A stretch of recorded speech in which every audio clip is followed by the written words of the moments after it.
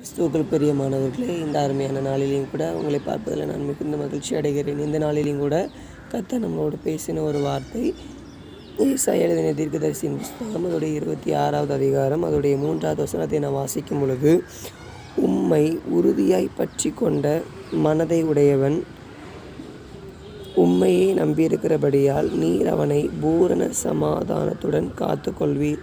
உம்மை உறுதியாய் பற்றி கொண்ட மனதை உடையவர் ஆமேன் என்று சொல்லி நம்ம வேதத்தில் நம்ம வாசிக்கிறோம். நாம் கர்த்தரை நாம் உறுதியாய் நாம் அவரை நம்பினால், நாம் உறுதியாய் நாம் அவரை நம்பும் பொழுது, அவர் நம்முடைய வாழ்க்கையிலே அவர் சமாதானத்தை முதலாவது தருகிறவராய் இருக்கிறார். அது மாத்திரமில்லாமல் வேதத்தில் நாம் பார்க்கும் பொழுது ஷாத்ராக், மேஷாக், ஆபேத்நேகோ என்று சொல்லி 3 வாலிபர்கள் இருந்தார்கள்.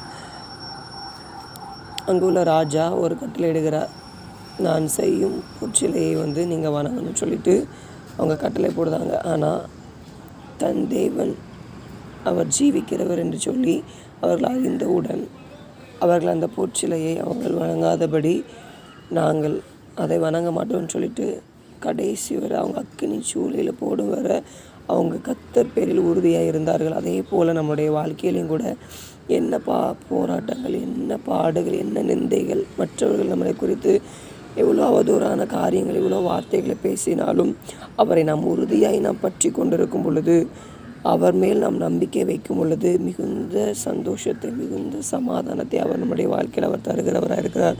ஆகவே இதை குறித்து கலங்காதபடி ஒவ்வொரு நாளும் நாம் கர்த்தரை தேடுவோம். அவர் நம்முடைய வாழ்க்கையில் பெரிய காரியங்களை செய்வாராக. இப்பொழுது கூட நாம் கண்களை மூடி ஜெபிக்கலாமா?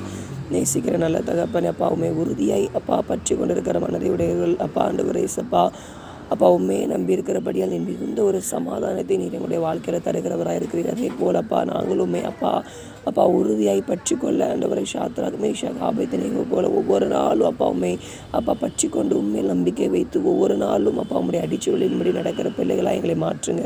நீரே எங்களுடைய வாழ்க்கையில் சமாதானத்தை தருகிறவராக இருக்கிற உம்முடைய கரத்தில் ஒப்பு கொடுத்து ஜெபிக்கிறோம். பெரிய காரியங்களை செய்யுங்க இயேசுவின் நாமத்தில் ஆமென்.